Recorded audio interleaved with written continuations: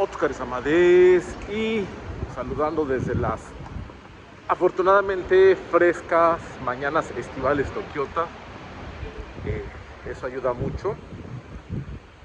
Pues también después de haber pasado aquella batalla campal que es subirse al metro en las horas punta y bueno, afortunadamente con el uso de aires acondicionados al interior de los vagones, entonces bueno, ya se hace el viaje menos pesado.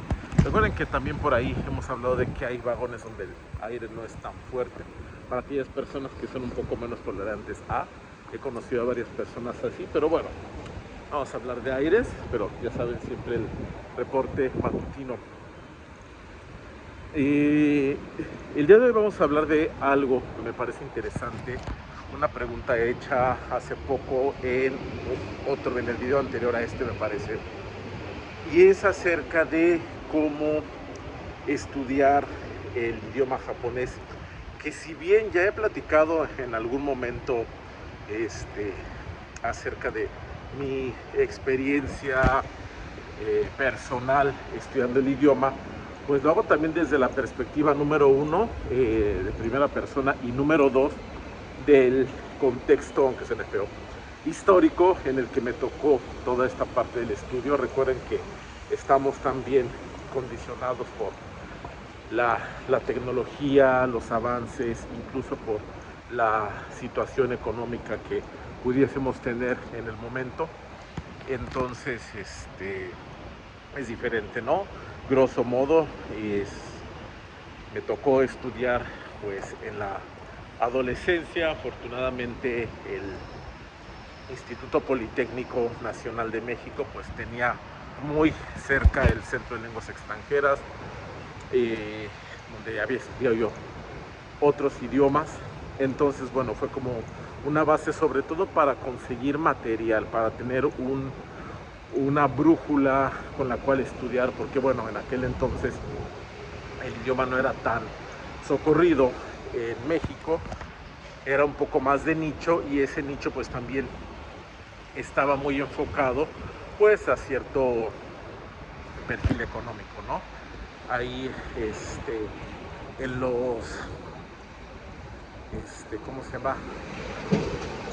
Aquella escuela que se encuentra entre los sacrificados de Ira, pues está la escuela japonesa por excelencia, pero estamos hablando de colegiaturas altas, ¿no? Entonces, bueno, eso es como para poner en contexto que a final de cuentas hubo un momento en el que, bueno, el estudio fue muy autodidacta, pero sin tener como realmente una retroalimentación posible.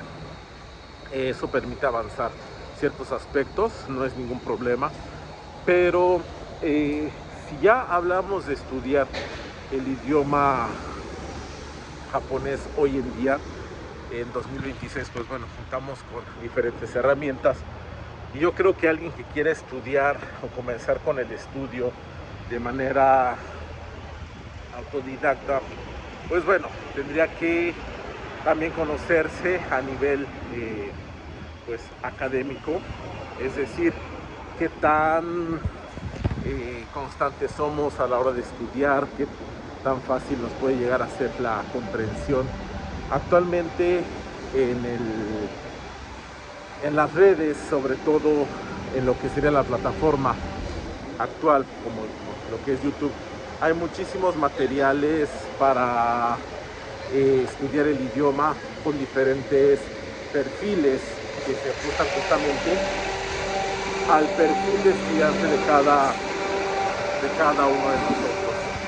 Lo que sí diría es que, por lo menos para ser de cierta manera funcional, tendríamos que enfocarnos en desarrollar esas famosas 4 habilidades, más la resolución del examen de japonés, que considero personalmente que eso es aparte, bueno, historia que alguna vez contaremos. Pero bueno, ¿cuáles serían esas actividades? Pues esas habilidades, a saber, como recordatorio, expresión oral, expresión escrita, comprensión oral y comprensión escrita. Para la cuestión de comprensión oral, que puede ser una base para empezar a entender, escuchar con en nuestro entorno en japonés, ya no es necesario, como justamente en esa época, buscar en una biblioteca ahí cerca de Polanco el poco material audiovisual y buscar la manera de verlo y dedicar menos tiempo. Actualmente recuerden que contamos con muchas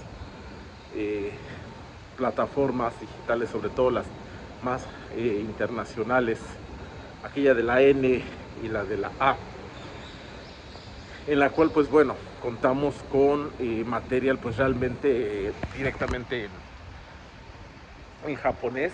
Incluso aquí en YouTube pues bueno, encontramos los noticieros, resúmenes, etcétera, del día a día de Japón pues prácticamente en tiempo real. Entonces es un buen inicio para empezar a escuchar. La única anotación que haría aquí es tener cuidado con el tipo de material que escuchamos, en el sentido de escoger, buscar ahí una buena referencia. Imaginemos que estamos aprendiendo español, o un extranjero que aprende español, y pues bueno, por no hacer menos ni nada, pero bueno, sabemos que los registros son importantes, la manera de hablar en situaciones determinadas.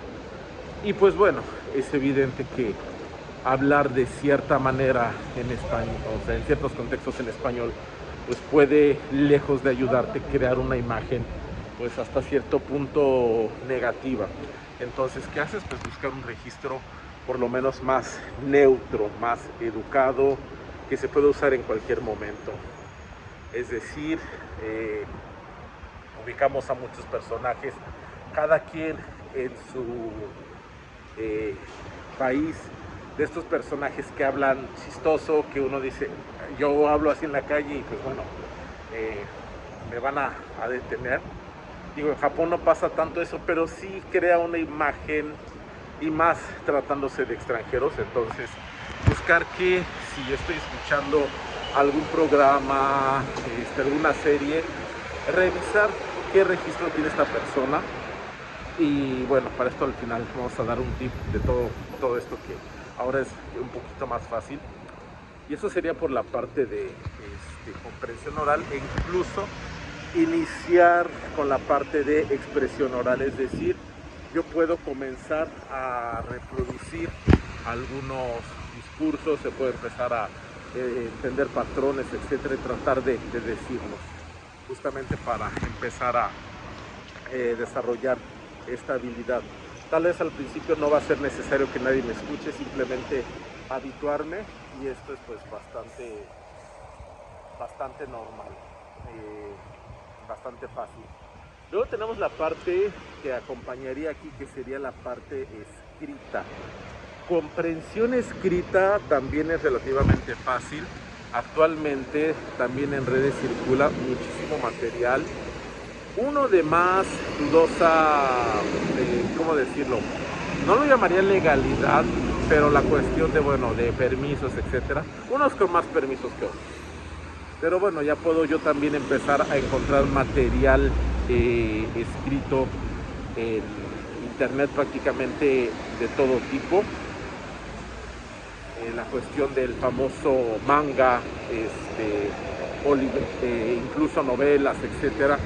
Pero también tenemos que ser conscientes que por lo menos en japonés hay que tener cuidado al momento de escoger el material escrito que vamos a empezar a leer. ¿Por qué? Porque la existencia de los famosos kanji en japonés hace que a lo mejor, si yo agarro, porque leía Murakami toda mi vida y considero que es un buen material para iniciar, pues me voy a encontrar con que, híjole, es bastante pesado, porque el escrito de Murakami como tal pues va a estar en un japonés cotidiano con un montón de kanjis, etcétera, y pues no voy a entender.